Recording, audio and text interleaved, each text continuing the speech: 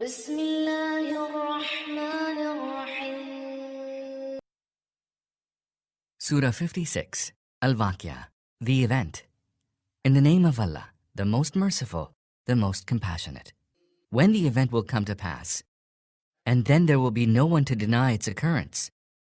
A calamitous event that shall turn things upside down. When the earth will suddenly shake with a terrible shaking, and the mountains will crumble, and will scatter abroad into fine dust. You shall then become three groups. The people on the right, and how fortunate will be the people on the right. And the people on the left, and how miserable will be the people on the left. As for the foremost, they will be the foremost. They shall be near station to their Lord. In the gardens of bliss, a throng of the ancients, and a few from later times. They will be seated on gold-encrusted couches, reclining on them, arrayed face to face. Immortal youths shall go about them, with goblets and ewers and a cup filled with a drink drawn from a running spring.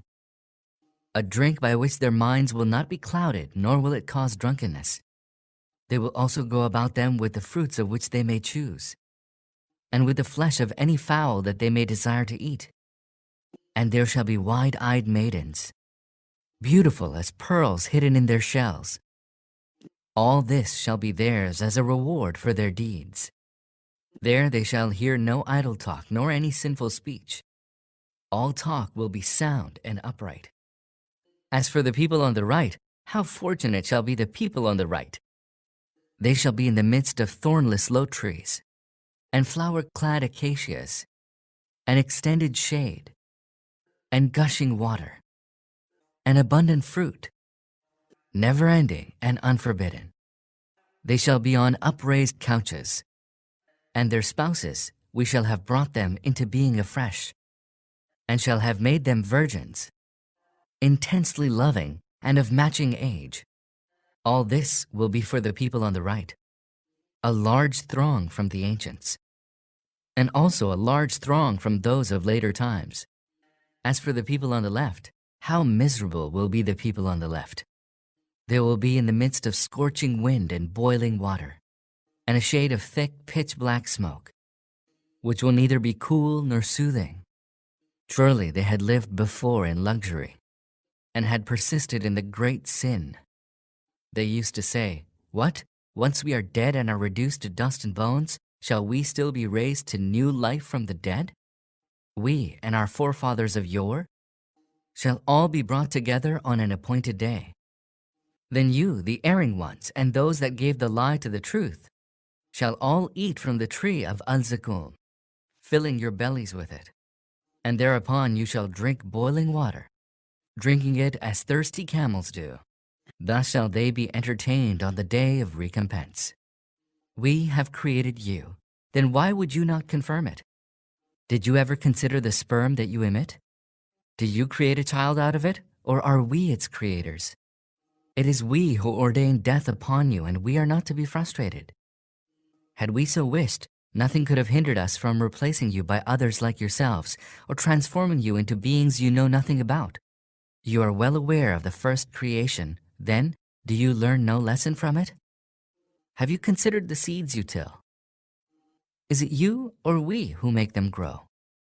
If we so wished, we could have reduced your harvest to rubble and would have been left wonderstruck to exclaim, "We have been penalized." Nay, we have been undone. Did you cast a good look at the water that you drink? Is it you who brought it down from the clouds, or is it we who brought it down?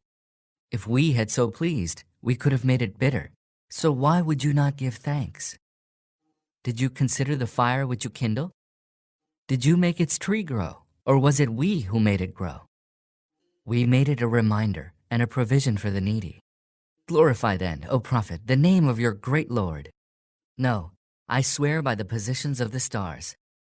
And this is indeed a mighty oath, if only you knew, that this indeed is a noble Qur'an, inscribed in a well-guarded book, which none but the pure may touch.